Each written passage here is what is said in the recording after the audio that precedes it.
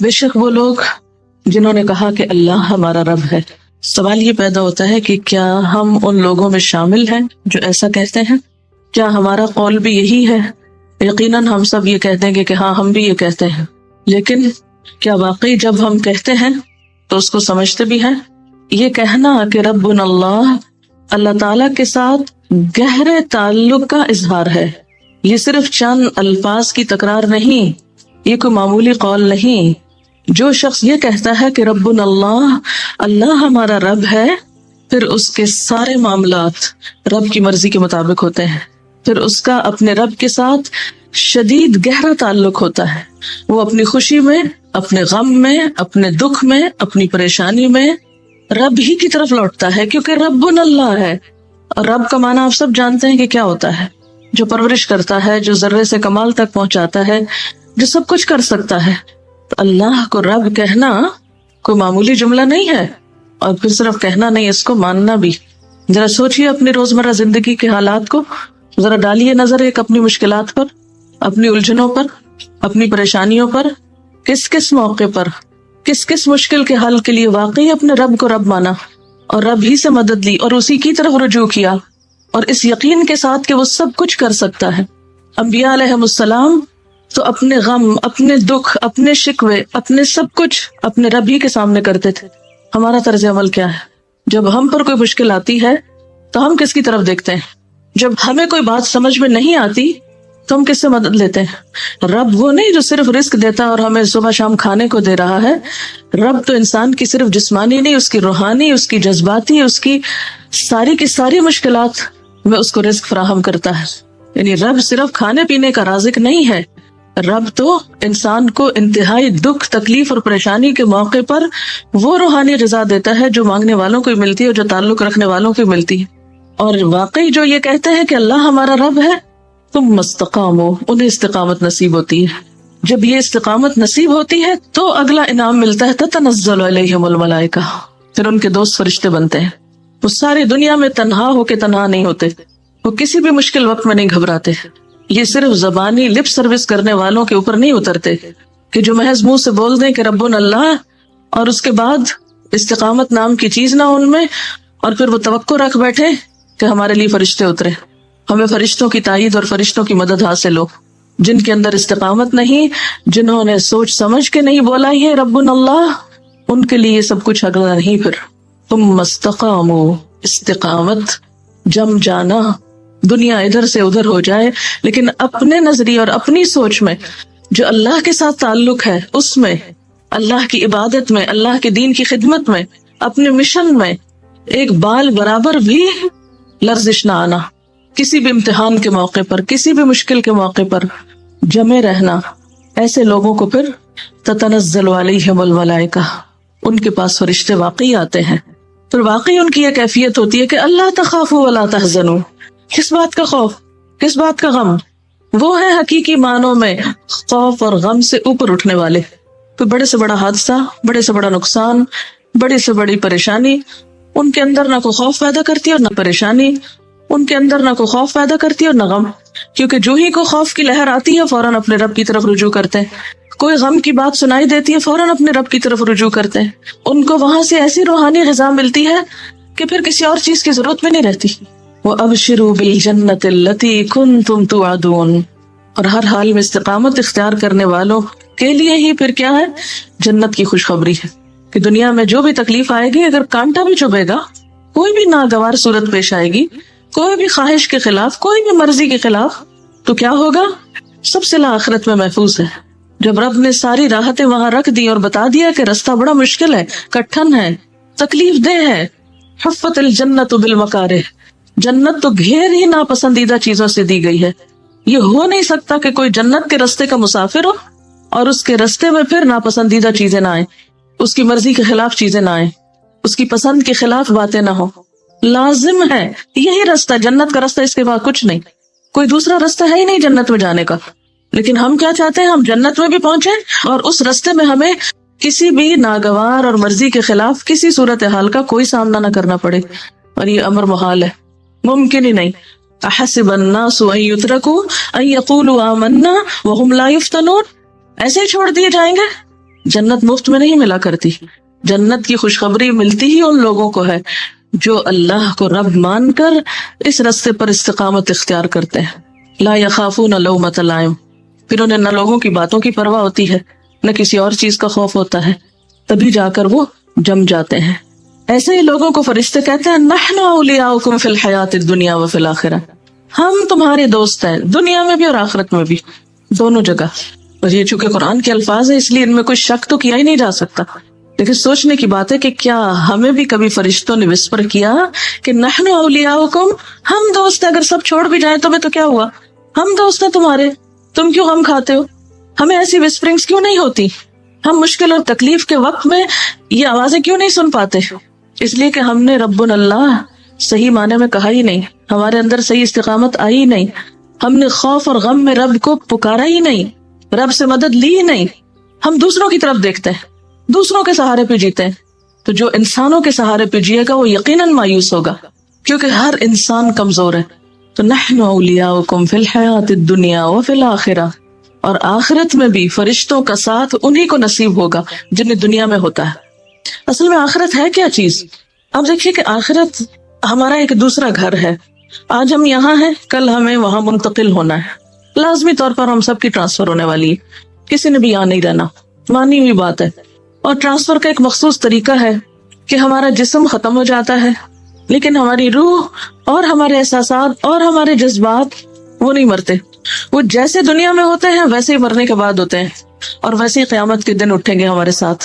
اگر ہم یہاں نفس مطمئنہ ہے، قلب مطمئن ہے، یہاں استقامت ہے، خوف اور غم سے اٹھے ہوئے اوپر، اور یہاں ہمیں اللہ تعالیٰ کی مدد پہ بھروسہ ہے اور اللہ کی تائید اور فرشتوں کی دوستی پر، تو یہ سارا سیناریو وہاں بھی ایسا ہی ہوگا. جیسے حدیث میں تھا نا، جیسے مرو گے ویسے ہی اٹھائے جاؤ گے. جو لبیک پکارتا ہوا مرے گا وہ لبیک پکارتا ہوا اٹھے گا. جس مجلس میں، جس محفل میں، جن باتوں میں، جن دوستوں میں، توفنا مع الابرار، جن لوگوں میں، جن سوچوں میں، جن احساسات میں، جن محبتوں میں، جن چیزوں میں مرو گے بعین ہی انہی کے ساتھ اٹھو گے، وہ نہیں مریں گے. اگر مرتے وقت اللہ کی محبت نصیب ہے، اطمینان قلب نصیب ہے، تو پھر قبر میں بھی اطمینان نصیب ہوگا، وہاں بھی کوئی خوف نہیں ہوگا، کوئی غم نہیں ہوگا. وہ فرشتے دوست ہیں، وہ آ جائیں گے. قیامت کے دن اٹھیں گے تو وہاں بھی یہی ہوگا، کوئی گھبراہٹ نہیں، کوئی فکر نہیں، کوئی پریشانی نہیں. فوراً آ پہنچیں گے دوست، فوراً اپنی تحویل میں لے لیں گے، فوراً رستہ دکھائیں گے، ہر مرحلے پر ساتھ دیں گے. کیونکہ ایسے لوگوں نے مادی سہاروں سے اوپر اٹھ کے کسی اور کو سہارا مانا ہے، اور پورے یقین کے ساتھ نحن اولیاؤکم فی الحیات الدنیا، دنیا میں بھی ساتھ ہے، وفی الآخرہ، اور آخرت میں. اگر آج دنیا میں ہمیں محسوس نہیں ہوتا نا تو آخرت میں اچانک کہیں سے نہیں آ جائیں گے. ان کیفیات کو یہی لانے کی ضرورت ہے. اور یہ کیفیات پیدا اس وقت ہوتی ہے جب انسان سچے دل سے رب کو رب مانتا ہے، جب انسان استقامت اختیار کرتا ہے، چاہے مرضی کے مطابق حالات ہو یا خلاف ہو. جب واقعی انسان اللہ کو تھام لیتا ہے، فقد استمسک بالعروۃ الوثقی لا انفصام لها، لیکن ہم نے اپنے رب کو تھاما ہی نہیں، اس کی طاقت کو جانا ہی نہیں، اس پہ پورا یقین کیا ہی نہیں. اس لیے ہماری یہ کیفیات ہوتی ہیں، اس لیے ہم گرتے پڑتے رہتے ہیں، اس لیے کبھی اس کا ہاتھ پکڑتے، کبھی اس کا سہارا لیتے ہیں، کبھی اس کا لیتے ہیں. جب تک ہم یہ شرک چھوڑیں گے نہیں، میں اسے ایک طرح کا شرک کہوں گی کہ جو امیدیں ہمیں اپنے رب سے ہونی چاہیے وہ ہمیں انسانوں سے، جو محبت اپنے رب سے ہونی چاہیے وہ انسانوں کو دے رکھی ہے ہم نے، جو عظمت اور جو مقام اور جو بلندی رب کا ہمارے نگاہ میں ہونا چاہیے وہ ہم نے اور دوسری مادی دنیا کی چیزوں کو دے رکھا ہے. پھر جب ہم نے سہارا غیر اللہ کو بنا رکھا ہے تو مدد وہاں سے کہاں سے آئے گی؟ ہمارے کہنے اور کرنے اور معاملے میں بہت فرق ہے. ہم کہتے وہی کچھ ہے جو یہاں لکھا ہوا ہے لیکن کرتے نہیں ہیں. ہمارے روزمرہ کے معمولات اور ہماری جو روٹین ہے اس میں یہ کہیں نہیں جھلکتا، تو کہنا بھی جھوٹا پڑ جاتا ہے. اور جنت ہی وہ جگہ ہے وَلَكُمْ فِيهَا مَا تَشْتَهِي أَنفُسُكُمْ، کہ جہاں انسان کی خواہشات پوری ہو سکتی ہیں. ہم نے دنیا کو مرکز بنا لیا خواہشات کی تکمیل کا، اور اسی کے پیچھے پھر مرتے ہیں. اللہ تعالیٰ نے اپنے چنے ہوئے پیغمبروں کو نصیحت کی تھی. ایک حضرت داؤد علیہ السلام کے بارے میں قرآن پاک میں آتا ہے، اللہ تعالیٰ فرماتے ہیں یا داؤد انا جعلناک خلیفۃ فی الارض فاحکم بین الناس بالحق ولا تتبع الهوى فیضلک عن سبیل اللہ ان الذین یضلون عن سبیل اللہ لهم عذاب شدید بما نسوا یوم الحساب. اے داؤد، نام لے کے، کسی کا پرسنل نیم لے کے اسے خطاب کرنا، اور وہ خطاب بھی اللہ تعالیٰ کی طرف سے آنا، اگرچہ میسج ان کے لیے لیکن سبق ہمارے لیے ہے. یا داؤد انا جعلناک خلیفۃ فی الارض، ہم نے تمہیں زمین میں خلیفہ بنایا. داؤد علیہ السلام کو اللہ تعالیٰ نے بادشاہت دی تھی، ایک بڑا مقام دیا تھا. ہر شخص اپنی اپنی خلافت میں اپنی اپنی ذمہ داریوں میں ایک نہ ایک مقام رکھتا ہے. کلکم راع وکلکم مسئول عن رعیتہ، جس شخص پر جہاں جو بھی ذمہ داری ہے وہ وہیں پر ایک طرح سے خلیفہ ہے. ہر انسان خلیفہ ہے زمین میں، کسی کا مقام بڑا ہے اور کسی کا چھوٹا ہے، لیکن معاملہ کسی نہ کسی طرح ملتا جلتا ہی ہے.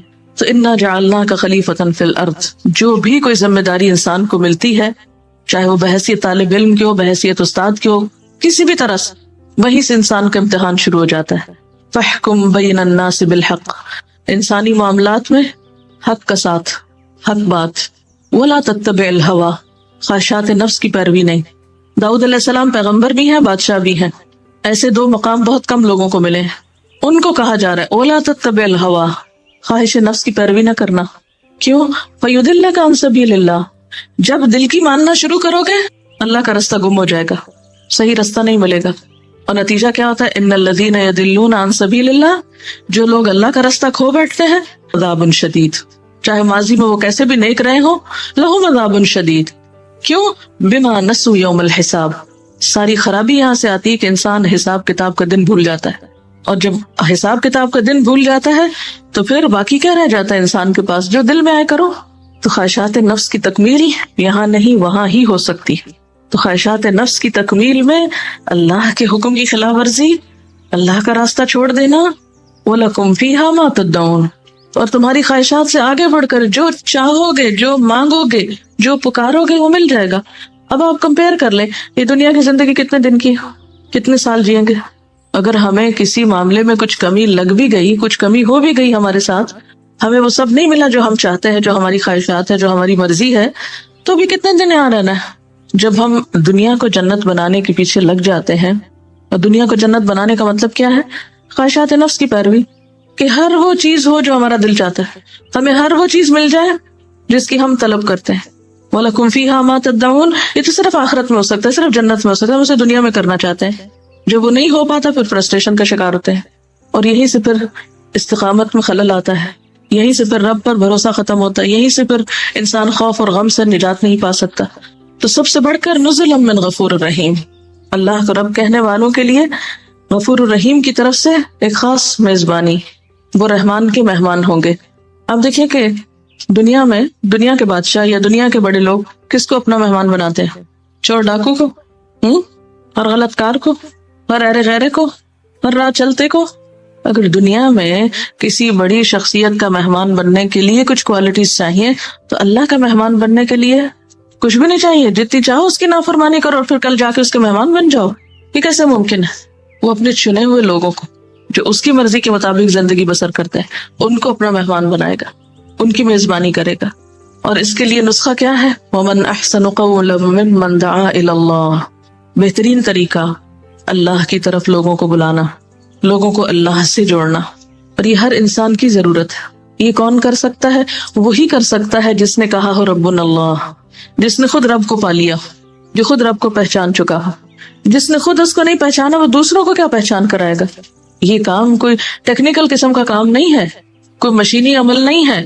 یہ کام وہی کر سکتا ہے جس نے خود کر رکھا ہو اپنی ذات میں، جس نے خود کو اپنے رب سے جوڑ رکھا ہو، وہی اس بہترین کام کے قابل ہے.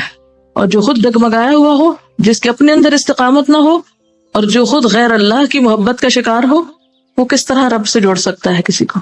وَمَنْ أَحْسَنُ قَوْلًا مِّمَّنْ دَعَا إِلَى اللَّهِ وَعَمِلَ صَالِحًا، اور پھر جس کا عمل صالح ہو. وَقَالَ إِنَّنِي مِنَ الْمُسْلِمِينَ، اور جو برملا کہتا ہو کہ میں مسلمان ہوں، اسے اپنے مسلمان ہونے پر کوئی شرمندگی نہ ہو، اسے اپنے اسلام سے کوئی خوف نہ ہو، کوئی ندامت نہ ہو. اور یہ بھی صرف قول نہیں ہے، وقال اننی من المسلمین، یہ صرف ایک ڈکلریشن نہیں ہے، بلکہ وہ عمل سے ثابت کرتا ہوں کہ میں ایک مسلمان ہوں، میں اپنے رب کے سامنے سرنڈر کرتا ہوں، میں ہر حال میں اپنے رب ہی کا تابع دار ہوں، اسی کا وفادار ہوں. سب سے زیادہ کرم اور مہربانی تو اس کی ہے مجھ پر، لہٰذا میں بھی سب سے زیادہ اسی کے آگے سر جھکانے والا ہوں. اور پھر انسانوں کے ساتھ معاملات میں وَلَا تَسْتَوِي الْحَسَنَةُ وَلَا السَّيِّئَةُ، دونوں طرح کے رویے سامنے آئیں گے، اچھائی بھی آئے گی، برائی بھی آئے گی. عام طور پر ہمارا طریقہ کیا ہوتا ہے، جو ہم سے اچھا کرے ہم بھی اس کے ساتھ اچھا کرتے ہیں، جو ہمارے ساتھ اچھا نہ کرے ہم اس کے ساتھ برا کرتے ہیں۔ یہ قرآن کہتا ہے کہ وَلَا تَسْتَوِي الْحَسَنَةُ وَلَا السَّيِّئَةُ، حسنہ اور سیئہ، اچھائی اور برائی برابر نہیں ہوا کرتی۔ اچھا وہ ہے جو اچھائی کے جواب میں اچھائی کرے لیکن برائی کے جواب میں بھی اچھائی کرنے کا حوصلہ رکھتا ہو، جو برائی کے بدلے بھی اچھائی کر سکتا ہو۔ تو اس بہترین کام کے قابل پھر کون ہے؟ ادفع باللتی ہی احسن، جو لوگوں کی طرف سے آئی ہوئی برائیوں اور خرابیوں کے جواب میں ایک اچھے رویے کو اختیار کرتا ہوں، جو برائی کو بھلائی سے، تکلیف دہ رویے کو ایک اچھے اخلاق اور اچھے رویے کے ساتھ رفع دفع کر سکتا ہوں۔ ہم اپنا جائزہ لیں کہ ہم کیا کرتے ہیں، جو ہمارے ساتھ اچھا نہ کرے ہم اس کے ساتھ کتنے اچھے ہوتے ہیں۔ اور اس طریقے پر عمل کرنے سے فَإِذَا الَّذِي بَيْنَكَ وَبَيْنَهُ عَدَاوَةٌ كَأَنَّهُ وَلِيٌّ حَمِيمٌ، دشمن بھی دوست بن جائیں گے۔ آج تک اپنا حساب لیجئے، آج تک ہم نے کتنے دشمنوں کو دوست بنایا ہے، ہمارے کتنے دشمن آج تک ہمارے دوست بنے۔ اپنے خاندانی زندگی میں دیکھ لیجئے، اپنے رشتہ داروں میں دیکھ لیجئے، پوری لسٹ اپنے سامنے رکھیے، جن جن کے ساتھ بھی آپ کا معاملہ اور تعلق ہے ان سب میں دیکھ لیجئے کہ آپ کے کتنے مخالفین آپ کے وفادار ہوئے۔ نبی صلی اللہ علیہ وسلم کا طریقہ تو یہی ہے، آپ نے اپنے دشمنوں کو دوست بنایا تھا، اس سے اسلام پھیلا تھا۔ ہم دوستوں کو بھی دشمن بنا لیتے ہیں، ہم اپنوں کو بھی دور بھگا دیتے ہیں، بالکل ٹوٹلی اس کے برعکس عمل ہے ہمارا۔ دین کیسے پھیلے گا؟ ومن احسن قولا کا کام کیسے ہو سکتا ہے؟ اور فرمایا کہ جو دشمنی رکھنے والا ہے اس کا رویہ کیا ہوگا؟ کأنہ ولی حمیم، وہ دلی دوست بن جائے گا۔ ہم میں سے ہر شخص اپنے دائیں بائیں آگے پیچھے جتنے بھی لوگوں سے اس کے تعلقات ہیں ان سب تعلقات کو پرکھے۔ آپ چاہیں تو لکھ لیں، چاہے تو دماغ میں لا کر ایک ذہن میں لائیں اور سوچیں کہ کتنے لوگوں کو اب تک میں اپنا دوست بنا چکی ہوں، اور کون سے لوگ ایسے ہیں جو دوست تھے اور چھوٹ گئے مجھ سے، اور کیوں ایسا ہوا۔ عام طور پر ہم غلطی سامنے والے میں دیکھتے ہیں، اپنی غلطی بھول جاتے ہیں، اور جو جتنا دوسروں میں غلطیاں تلاش کرتا ہے اتنا ہی اپنے سے غافل ہوتا ہے۔ اس کو اپنے اندر کی غلطیاں اور خطائیں پھر نظر آ ہی نہیں سکتی، آتی ہی نہیں، اس کو دکھائی نہیں دیتی، کیونکہ وہ کسی اور چیز کی طرف توجہ کیے ہوئے ہے۔ اور کبھی بھی انسانی تعلقات اچھے نہیں ہو سکتے، آپ کے انسانوں کے ساتھ تعلقات اچھے ہو نہیں سکتے جب تک کہ آپ غلطی اپنے اندر دیکھنے کے عادی نہ بنے کہ میرا قصور کہاں ہے، میری کمی کہاں ہے، میری خطا کہاں ہے، میری بھول کہاں ہے۔ جب تک آپ کی نگاہ خود پر نہ پڑے کوئی بھی تعلقات اور معاملات درست نہیں ہو سکتے۔ یہ ہے اصل ٹیسٹ، ادفع باللتی ہی احسن فاذا الذی بینک وبینہ عداوۃ، یہ ہے اصل چیلنج۔ عداوت والوں کے ساتھ یا عداوت کو کس میں بدلنا ہے؟ کأنہ ولی حمیم، صرف اچھے تعلقات میں بھی نہیں، ولی حمیم بننا ہے، ولی حمیم بنانا ہے، دلی دوست، گہرا دوست۔ وما یلقاها الا الذین صبروا، ان سب چیزوں کے لیے ایک نسخہ ہے اور وہ ہے صبر۔ جو صبر نہیں کر سکتا وہ اس میں سے کوئی خیر بھی نہیں پا سکتا۔ وما یلقاها الا ذو حظ عظیم، اور یہ صفت اور یہ کوالٹی اور یہ بھلائی نہیں ملتی مگر انہی کو جن کی بہت بڑی قسمت۔ عام طور پر ہم قسمت کے لیے اللہ تعالیٰ کو مورد الزام ٹھہراتے ہیں، لیکن یہاں سے کیا پتا چلتا ہے کہ آپ کی قسمت آپ کے اپنے ہاتھ میں، آپ کیا پروو کرتے ہیں، آپ کیا ڈیزرو کرتے ہیں، آپ کس چیز کے اہل ثابت کرتے ہیں خود کو، کس چیز کے حقدار ہیں۔ وما یلقاها الا ذو حظ عظیم، یہ ذو حظ عظیم وہی شخص ہوتا ہے جس کے اندر صبر ہی صبر بھرا ہوا ہو، جو برائی کے جواب میں بھلائی کرنا جانتا ہو، جو دوسروں کی غلطیوں کو معاف کرنا جانتا ہو۔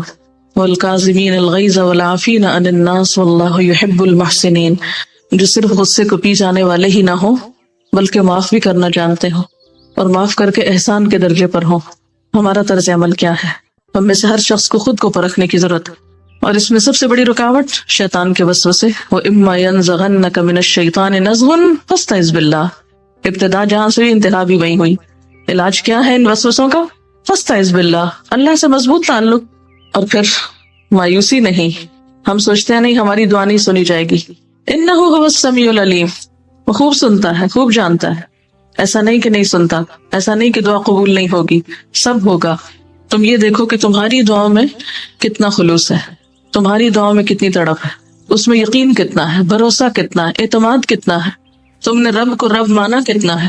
یہ ایک واقعہ سنا رہی ہے کسی ایئر فورس کے آفیسر کا کہ ایک دفعہ فلائٹ کے دوران انجن فیل ہو گیا ہے اور ان کو یہ یقین ہونے لگا کہ اب میری ڈیتھ ہو جائے گی۔ تو کہتے ہیں کہ میں نے پوری کوشش کی کہ کسی طرح میں کلمہ پڑھ سکوں، لیکن کلمہ میرے منہ سے نکل نہیں رہا تھا، ایک تو obviously گھبراہٹ اور شدید خوف کا وقت ہوتا ہے تو انسان کو بہت سی چیزیں پھر شعوری طور پر یاد کر کے بولنا واقعی مشکل ہوتا ہے، لیکن وہ کہتے ہیں کہ وہ چیزیں جو میں زیادہ کثرت سے سنتا تھا وہی میری زبان پہ آ رہی تھی، اور پھر اس کے بعد اللہ تعالیٰ نے ان کو بچا لیا اور ان کی زندگی بدل گئی۔ لیکن یہ ایک بہت بڑی حقیقت ہے کہ جو گفتگو آپ عام طور پہ کرتے ہیں، جو آپ کے خیالات ہوتے ہیں، جو آپ کی سوچیں ہوتی ہیں، وہ آپ نے دیکھا ہوگا رات کو سوتے وقت انہی کے ساتھ آپ سوتے ہیں۔ یعنی سونا ہر روز موت کا ایک ایکسپیرینس کرنا ہے بغیر پین کے۔ موت اور نیند ان دونوں میں بہت زیادہ ریزمبلنس ہے۔ تو ہر روز جب آپ سوتے ہیں تو آپ ایک طرح سے موت کا تجربہ کرتے ہیں، بالکل گم ہو جاتے ہیں، کانشیس آپ کا اس سے ختم ہو جاتا ہے۔ تو جن احساسات کے ساتھ آپ سوتے ہیں، حتیٰ کہ بچوں میں آپ نے دیکھا ہوگا کہ آخری بات جس پہ بچہ ضد کر کے یا جو آپ اسے کہہ کے سوتے ہیں یا جو آپ سے مطالبہ کرتے کرتے سوتے ہیں، عام طور پر جب وہ بچے اٹھتے ہیں تو اٹھتے ہی تھوڑی دیر کے بعد پھر وہی بات کرنے لگتے ہیں۔ اور آپ کو بھی جو فکر اور جو غم سوتے وقت ہوتا ہے، جب آپ کی آنکھ کھلتی ہے تو اس وقت بھی آپ کے اوپر وہی کیفیت طاری ہوتی ہے۔ یہ ایکسپیرینس ہم دنیا میں بھی کر رہے ہوتے ہیں اور قیامت کو بھی یہی ایکسپیرینس کریں گے۔ جو تفکرات، جو لوگوں کے بارے میں ہماری سوچ، جو پازیٹیو یا نیگیٹو تھنکنگ، اللہ تعالیٰ کے بارے میں ہمارا گمان اور یقین، ہماری محبت، ہمارے احساسات، جو کچھ بھی ہمارے ساتھ ہے، وہ جس حال میں ہم ہوتے ہیں اسی میں اینڈ ہوگا اور اسی کے ساتھ پھر دوبارہ اٹھائے جائیں گے۔ اصل میں یہی ہمارے امتحان ہوتے ہیں کہ خوف میں، غم میں، مشکل میں، پریشانی میں ہم اپنی اقدار کو کتنا تھامے رکھتے ہیں اور کتنے پھسلتے ہیں اور کتنا بھولتے ہیں اور کتنا چھوڑ دیتے ہیں۔ کوئی مشکل ہے، سب سے پہلے کیا چھوٹتا ہے؟ نماز چھوٹتی ہے عام طور پر۔ کوئی خوشی کا موقع ہے، سب سے پہلے کیا چھوٹتا ہے؟ نماز چھوٹتی ہے۔ نماز ایک ٹیسٹ ہے نا، جو اللہ تعالیٰ کے ساتھ ہمارا ایک بونڈ یا ہمارا جو ایک تعلق ہے اس کو ظاہر کرتا ہے۔ تو جب ہر مشکل میں وہ بونڈ ہی ٹوٹتا ہے، وہ ظاہری تعلق ٹوٹتا ہے، بھوک ہو، نیند ہو، غم ہو، خوشی ہو، سب سے پہلے جو بریک آتی ہے وہ نماز میں آتی ہے، یا غفلت یا ڈیلیز یا وٹ ایور۔ تو جب اسی سے رابطہ مضبوط نہیں ہے تو پھر باقی یہ سب کچھ کی امید اور تمنا کس لیے؟ اچھا، یہاں یہ جو ہے ادفع باللتی ہی احسن، یہ جو فارمولہ ہے، یہ ایک اور ہم سب کا بہت بڑا امتحان ہے۔ ناموافق، ناخوشگوار اور ناپسندیدہ حالات میں احسن رویہ اختیار کرنا، برائی کا جواب بھلائی سے دینا۔ عموماً ہمارا رویہ کیا ہوتا ہے؟ کسی نے اگر چھوٹی برائی کی ہم سے تو ہم اس سے بڑی جب تک نہ کر چکے تو تسلی نہیں ہوتی، اور صرف اس سے نہیں، اس کو نشر نہ کر چکے جب تک۔ حضرت خدیجہ کا واقعہ سناؤں گی۔ ابن اسحاق کہتے ہیں کہ مکہ میں رسول اللہ صلی اللہ علیہ وسلم نے جب امر حق کا اعلان کیا تو آپ کو وہاں کے لوگوں کی طرف سے سخت اذیت اور مخالفت کا سامنا کرنا پڑا۔ یہ مخالفتیں بعضوں کے گھر کے اندر ہوتی ہیں، بعضوں کے باہر ہوتی ہیں، کہیں بھی ہو سکتی ہیں۔ آپ کی اہلیہ خدیجہ بنت خویلد فوراً ہی آپ پر ایمان لے آئیں، مخالفتوں کے باوجود آپ کو مان لیا، کسی کی پرواہ نہیں کی کہ لوگ کیا کہتے ہیں۔ اب تک وہ آپ کی زندگی میں شریک تھی، اب وہ آپ کی مصیبتوں میں بھی شریک ہو گئی۔ مخالفین آپ کے گرد جمع ہو کر شور مچاتے، طرح طرح سے آپ کو ستانے کی تدبیریں کرتے۔ یہی حالات تھے کہ ایک روز خدا کے فرشتے جبریل علیہ السلام آپ کے گھر آئے۔ انہوں نے رسول اللہ صلی اللہ علیہ وسلم سے کہا کہ خدیجہ کو ان کے رب کی طرف سے سلام پہنچا دیجئے۔ اس کے بعد جبریل علیہ السلام نے کہا کہ مجھے حکم دیا گیا ہے کہ میں خدیجہ کو ایک ایسے گھر کی خوشخبری دے دوں جو موتیوں کا ہے، وہاں نہ شور ہے اور نہ تکلیف ہے۔ امرت ان ابشر خدیجہ ببیت من قصب لا صخب فیہ ولا نصب۔ یہ حضرت خدیجہ رضی اللہ تعالی عنہا کے لیے ایک بشارت تھی، لیکن عام اہل ایمان کے لیے ایک نصیحت، ایک سبق کہ ان کو یہ بشارت کیوں ملی، ان کے لیے اللہ تعالیٰ کا سلام کیوں آیا، ان کے لیے جبریل علیہ السلام کے ذریعے جنت کے اس خاص محل کا وعدہ کیوں کیا گیا۔ اور یہ ایک پیشگی خبر تھی نا، ابشروا بالجنت التی کنتم توعدون۔ یہ صرف ان کے لیے نہیں تھی، یہ تو سب اہل ایمان کے لیے ایک طرح سے وعدہ ہے، لیکن اس صورت میں جب کوالٹیز بھی وہی ہوں جو ان کے اندر تھی۔ یہ ہم سب کو کامیابی کا ایک رستہ دکھاتا ہے کہ کامیابی کا رستہ ہے کہاں سے۔ مومن کو موجودہ دنیا میں سرکش انسانوں کی طرف سے اذیتیں پیش آتی ہیں، جنہیں ہو نہیں سکتا کہ آپ کی دنیا تانوں سے، پریشان کن باتوں سے خالی ہو جائے۔ ان کا شور اور ان کے اشتعال انگیز الفاظ سننے پڑتے ہیں، یعنی آپ کو لوگوں کی طرح طرح کی باتیں سننی پڑتی ہیں۔ ایسے موقع پر مومن کو یہ نہیں کرنا کہ وہ ایسے لوگوں سے لڑنے لگے۔ کیا نہیں کرنا؟ کیا نہیں کریں گے بتائیے؟ کہیں سے بھی اشتعال انگیز خبر سنیں، کہیں سے بھی ناپسندیدہ بات سنیں، کوئی گالی گلوچ سنیں، کوئی پسندیدہ بات سنے، کوئی گالی گلوچ سنے، کوئی جھوٹ فریب دھوکا، کسی بھی قسم کی کوئی بات، تو آپ کو یہ نہیں کرنا کہ جواباً آپ ان سے لڑنے لگے۔ اس کے برعکس مومن کو چاہیے کہ وہ ان کو نظر انداز کرتے ہوئے اپنی توجہ آخرت کی طرف موڑ دے، اپنے کام، اپنے مشن، اپنے مقصد پر اور اپنی آخرت پر نظر رکھے۔ وہ اللہ تعالیٰ سے کہے کہ خدایا مجھے ان ناخوشگواریوں پر صبر کی توفیق دے، اور میرے لیے جنت میں ایک ایسا گھر بنا دے جہاں نہ کوئی تکلیف ہو، نہ کسی قسم کا شور و غل ہو۔ دنیا میں ایک انسان خدا پرستی کا پیغام لے کر کھڑا ہو اور انسان پرست لوگ اس سے بگڑ کر اس کے خلاف شور و غل کرے، یہ عام طور پر ایسا ہوتا ہے۔ وہ اللہ کے لیے کام کرنے کی طرف پکارے مگر لوگ اس کو ستانے اور پریشان کرنے کے درپے ہو جائیں۔ ان سب کے باوجود اگر وہ صبر کرے تو ایسے شخص کے لیے اللہ کا یہ فیصلہ ہے کہ اس کو اگلی دنیا میں قیام کرنے کے لیے ایسا نفیس ماحول دے گا جہاں وہ ابدی طور پر شور اور تکلیف دونوں سے محفوظ رہ کر پر راحت زندگی بسر کر سکے گا۔ لیکن ہم ہر چھوٹی بڑی بات پہ اوفینڈ ہو جاتے ہیں، آپے سے باہر ہو جاتے ہیں، جوابی حملے کرتے ہیں، غلط ہتھ کنڈے اختیار کرتے ہیں، مسائل کے حل کے لیے حرام رستے اور حرام کام کرتے ہیں، بدگمانی، غیبت، الزام تراشی، بہتان تراشی، یہ ساری چیزیں ہم نے اپنے لیے حلال کر رکھی ہیں۔ پھر اللہ کی مدد کہاں سے آئے گی؟ ہمارے اوقات میں برکت کہاں سے ہوگی؟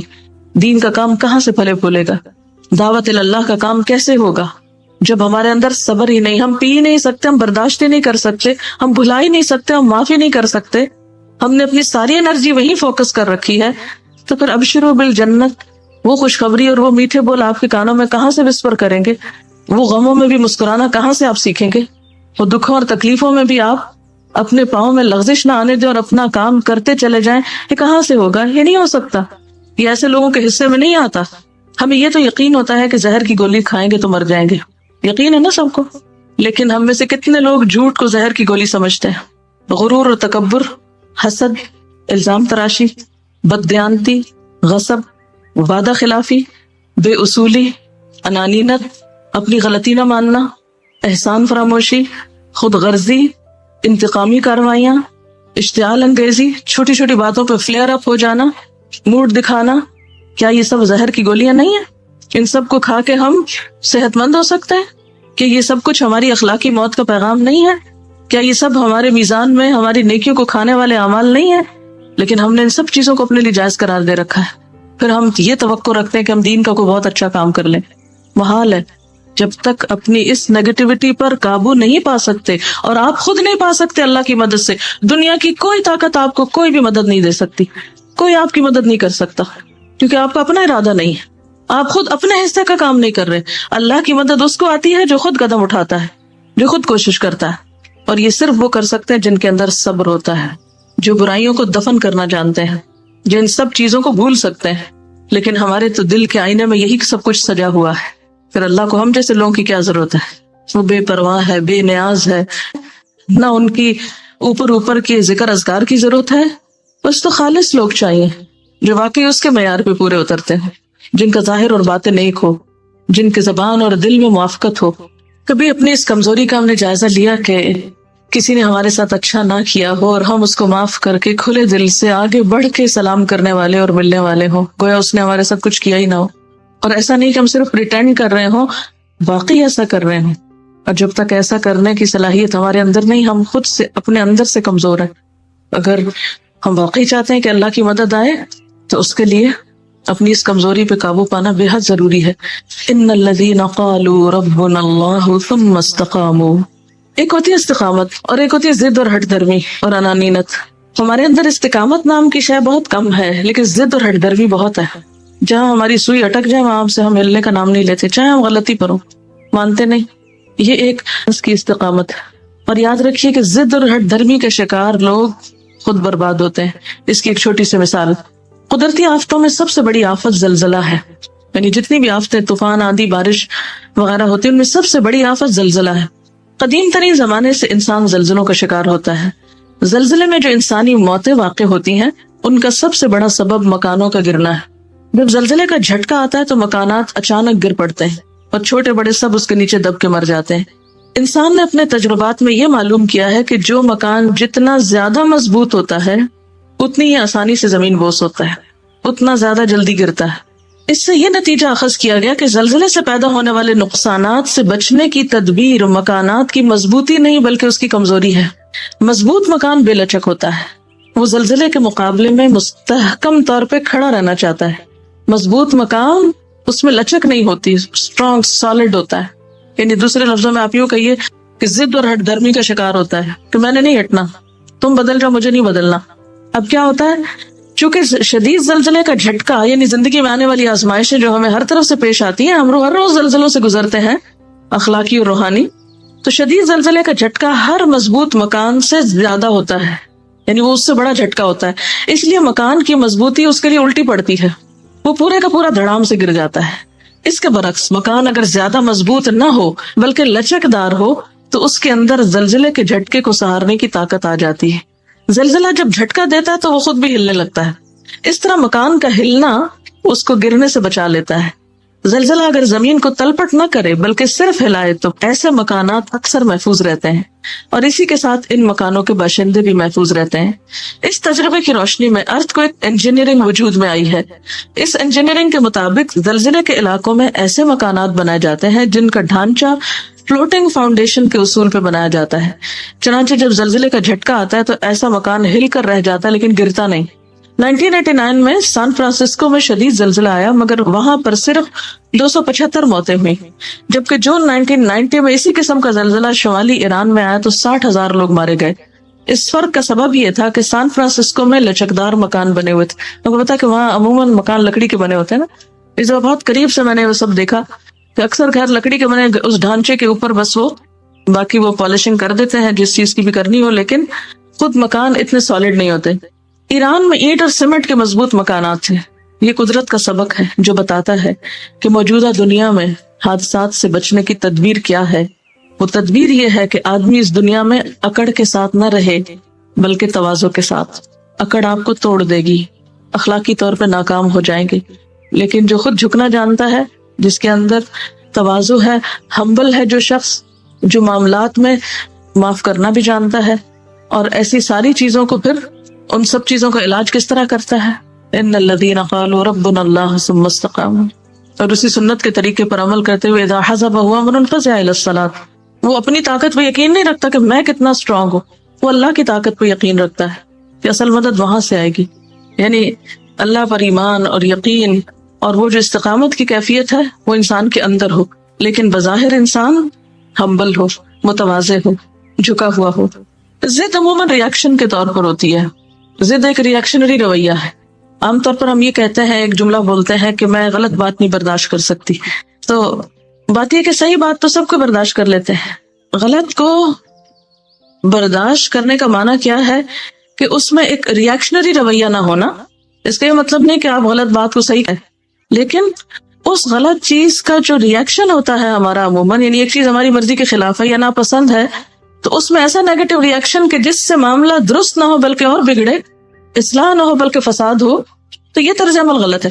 اسی طرح استقامت ہے کہ زندگی میں جو آپ نے اچھی نیتیں اور ارادے کیے ہوئے ہیں کسی بھی اچھے کام کے کرنے کے، ان میں آپ ایک کنسسٹنسی کے ساتھ چلتے چلے جائیں۔ ان ارادوں کی تکمیل میں نہ کسی کی تعریف، نہ کسی کی تنقید، نہ کسی اچھے حالات اور نہ برے حالات، کوئی چیز اس میں آپ کو نہ ہلا سکے، یعنی بڑے سے بڑا زلزلہ آپ کو گرا نہ سکے۔ ٹھیک ہے، ضد کیا ہے کہ آپ لوگوں کے، یعنی وہی راستہ آپ نے اختیار کیا ہوا ہے، اب آپ کی مرضی کے خلاف کوئی چیز آ گئی، آپ نے اپنا کام تو چھوڑ دیا، آپ کہاں اکڑ کے کھڑا ہو کر اس کا مقابلہ کرنے یا اس کے مقابلے میں، اس کی تنقید کا جواب دینے میں یا اس کی تعریف میں، یعنی کبھی پھسلے اور کبھی ایک منفی رویے میں اپنی صلاحیتوں کو برباد کریں۔ ہر چیز نیگیٹو اور پازیٹو ساتھ ساتھ چلتی ہے نا انسان کے۔ یہ نہیں ہو سکتا کہ کسی میں استقامت ہو مگر ضد نہ ہو، دونوں چیزیں ہیں۔ اور امتحان کے لیے نا الہمہا فجورہا و تقواہا، انسان جو ازداد یا کنٹرڈکشنز کا مجموعہ ہے، دونوں چیزیں ہوتی ہیں۔ جب انسان کا بیلنس خراب ہوتا ہے، یعنی جب آپ کے دین کے کام میں استقامت متزلزل ہوتی ہے تو آپ ضد انا کا شکار ہو جاتے ہیں، یعنی ادھر وہ چیز بڑھ جاتی ہے۔ اور جب آپ اپنے اصل مشن میں استقامت کے ساتھ چل رہے ہوتے ہیں تو یہ چیزیں تھوڑی بہت آتی جاتی ہیں اور ان کو آپ ساتھ ساتھ ہٹاتے چلے جاتے ہیں۔ یعنی یہ ہوں گی دونوں ہی چیزیں، چھٹکارا نہیں ہو سکتا اس نیگیٹیوٹی سے، لیکن یہ کم ہو سکتی ہے اس تناسب سے جتنی آپ کی ایک پازیٹیو کام کے کرنے میں جماؤ زیادہ ہے یا فوکس زیادہ ہے یا آپ کی کنسنٹریشن زیادہ ہے. یہ بالکل ایسی ہے نا جیسے آپ پڑھ رہے ہیں, پڑھتے پڑھتے ایک مکھی آ جاتی ہے, ہاں اب آپ کی استقامت کیا ہے, پڑھتے رہیں, اور مکھی کو, اور دوسرا طریقہ کیا ہے, کتاب کریں بند اور مکھی کے پیچھے بھاگنا شروع کر دیں. بہت سے لوگ زندگی میں یہ رویہ اختیار کیے ہوتے ہیں. وہ ایک مکھی اتنا ان کو بادر کرتی ہے کہ وہ اپنا کام چھوڑ کے بیٹھ جاتے ہیں.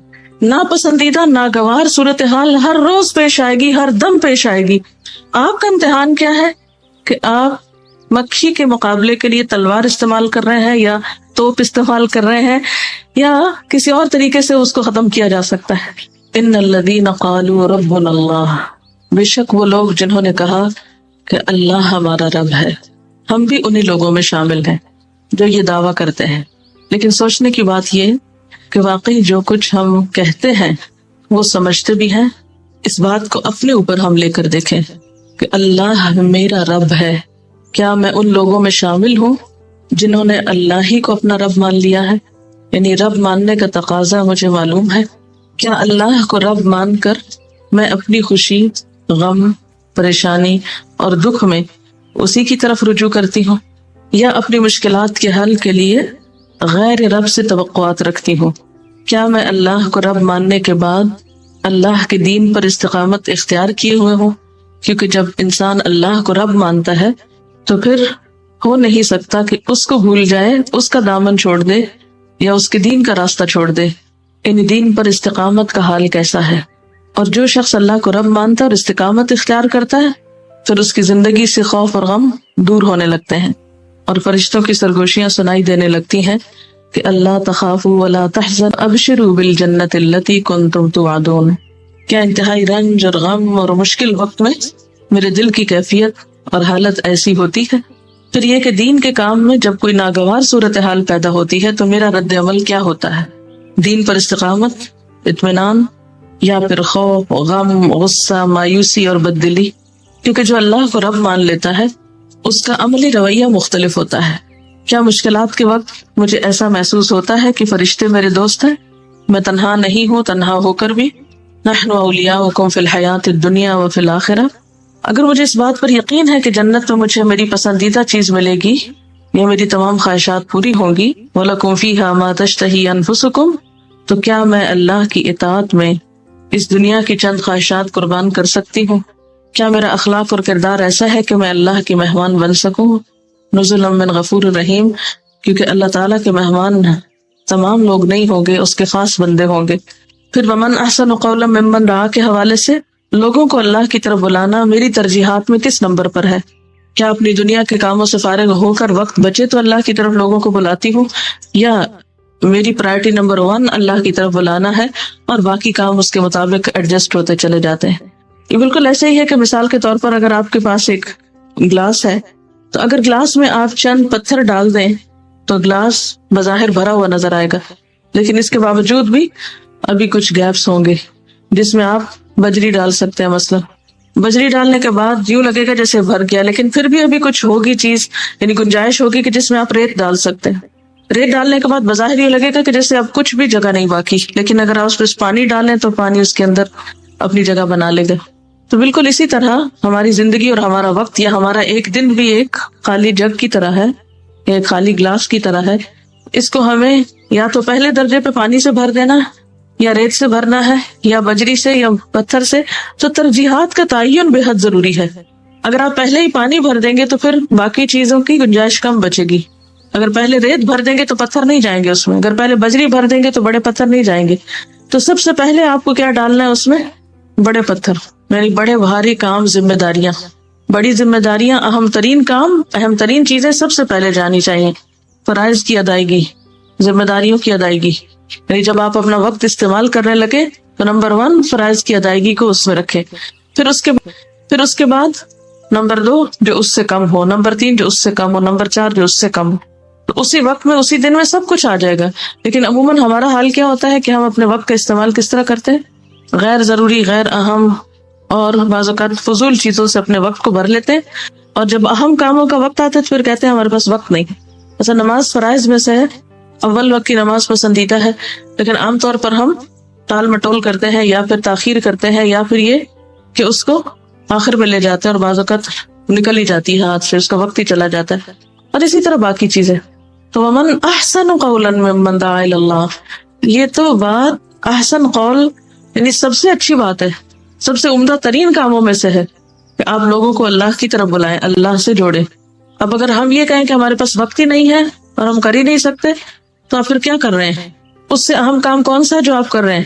اور پھر وہ صرف یہ نہیں ہے کہ من احسن قولا ممن دعا الی اللہ، بلکہ اس کے ساتھ وعمل صالحا، خود بھی نیک کام کرنا ہے۔ تو من احسن قولا ممن دعا الی اللہ کے تحت لوگوں کو اللہ کی طرف بلانا اور نیکیوں کا شوق رکھنا میری ترجیحات میں کس نمبر پر ہے؟ اور پھر یہ کہ وعمل صالحا کے مطابق کیا میں جو کہتی ہوں وہ کرتی بھی ہوں، کیونکہ صرف لوگوں کو نہیں بلانا بلکہ خود بھی کرنا ہے۔ وقال اننی من المسلمین، اور اس بات کا اظہار کہ میں مسلمانوں میں سے ہوں، کیا مجھے اپنے مسلمان ہونے پر شرمندگی یا جھجک تو نہیں؟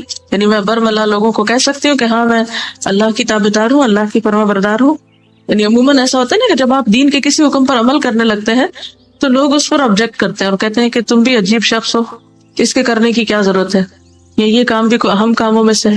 اگر آپ خود ایک لسٹ بنا سکتے ہیں کہ کون کون سے کام معاشرے کی نظر میں اہم نہیں ہے، اور جب لوگ ان کو کرنے لگتے ہیں تو وہ ان کی نظر میں اجنبی ہو جاتے ہیں۔ مثلاً قرآن کا پڑھنا، سیکھنا، سکھانا، اپنے فرائض کی ادائیگی کرنا، ہر موقع پر اپنے حیا کا پاس رکھنا، اپنے لباس کا خیال کرنا، یہ تمام وہ چیزیں ہیں جو معاشرے میں اس وقت ایک اجنبی بن گئی ہیں۔ تو ایسے میں ہماری کیفیت اور ہماری حالت کیا ہوتی، ہم کیا کرتے ہیں؟ وقال اننی من المسلمین، کیا آپ کہہ سکتے کہ میں تو مسلمان ہوں، میرے اسلام کا تقاضا یہ ہے کہ میں یہ سب کچھ کروں؟ امت مسلمہ کی حیثیت سے جو آپ کی ذمہ داریاں ہیں ان کو ادا کرنا، اکثر ایسے ہی ہوتا ہے کہ لوگ کہتے ہیں کہ اب ایک عورت کی ذمہ داریوں میں یہ تھوڑی ہے کہ وہ دوسروں کو بھی دین کی طرف بلائے، اس کی تو عبادت یہ کہ بس صرف گھر کے کام کر لے اور کافی۔ کیا صحابیات کی زندگی ایسی ہی تھی کہ انہوں نے صرف اپنے گھروں کو ہی سجایا اور بنایا اور دین کی خدمت کا کوئی کام نہیں کیا؟ کیا برائی اور بھلائی اپنی نوعیت اور انجام میں برابر ہے؟ کیونکہ قرآن تو کہتا ہے لا تستوی الحسنۃ ولا السیئۃ ادفع بالتی ہی احسن۔ کیا میں برائی کے بدلے میں بھی اچھائی کر سکتی ہوں؟ یہ ہے اصل امتحان۔ کیا میں برائی کے بدلے میں اچھائی کر سکتی ہوں؟ جب لوگ میرے ساتھ اچھا نہ کریں تو کیا میں پھر بھی اچھا کرنے کی سخت رکھتی ہوں؟ عام طور پر ہم جب کوئی ہمارے ساتھ اچھا نہ کرے تو ہم بھی جواب میں کیا سمجھتے ہیں کہ اب بدلہ لینا ہمارا حق ہے، ہم کمزور نہیں ہیں، ہم ثابت کرنا چاہتے ہیں کہ ہم بھی جان رکھتے ہیں۔ لیکن قرآن تو بالکل اس سے برعکس چیز بتاتا ہے کہ اچھائی کے لیے کیا کرو، برائی کے بدلے میں اچھائی کرو، صرف اچھائی کے بدلے میں اچھائی نہیں، برائی کے بدلے میں اچھائی۔ اور جب تک یہ اخلاق ہمارے اندر پیدا نہیں ہوگا تو من احسن قولا ممن دعا الی اللہ کا عمل ہو ہی نہیں سکتا۔ پھر سوال ہے کہ کتنے لوگ ایسے ہیں جو میرے دوست تھے لیکن اب مخالف ہیں، ایسا کیوں ہوا؟ یعنی کتنے ہی لوگ میرے آس پاس ایسے تھے جو میرے چاہنے والے تھے لیکن اب وہ میرے مخالفین میں شامل ہیں، کیا اس میں آپ کا قصور تو نہیں کہ آپ نے برائی کے بدلے میں اچھائی نہ کی ہو؟ کہیں ایسا تو نہیں کہ برائی کے بدلے میں ان کی طرف سے آنے والی تکلیف یا اس کے بدلے میں آپ نے بھی ویسا ہی بے رخی کا رویہ دکھایا ہو؟ کیا میں اپنی عاقبت کو بہتر بنانے کے لیے مشکل مراحل میں صبر کا رویہ اختیار کر سکتی ہوں؟ ادفع بالتی ہی احسن فاذا الذی بینک وبینہ عداوۃ کانہ ولی حمیم وما یلقاها الا الذین صبروا۔ یہ سب کچھ صبر کا تقاضا کرتا ہے، لیکن جب ہم صبر کا رویہ اختیار کرنے لگتے ہیں تو شیطان وسوسے ڈالتا ہے، وہ کہتا ہے یہ تو کمزور لوگوں کا کام ہے۔ تو اگر اللہ کے دین کا کام کرتے ہوئے شیطان مجھے وسوسہ ڈالے تو میں کیا کرتی ہوں؟ یعنی اس اخلاق کو اختیار کرنے میں وما یلقاها الا الذین صبروا وما یلقاها الا ذو حظ عظیم واما ینزغنک من الشیطان نزغ فاستعذ باللہ۔ تو کیا میں واقعی اللہ سے مدد طلب کرتی ہوں اور کیا میں یقین رکھتی ہوں کہ انہ هو السمیع العلیم ہے؟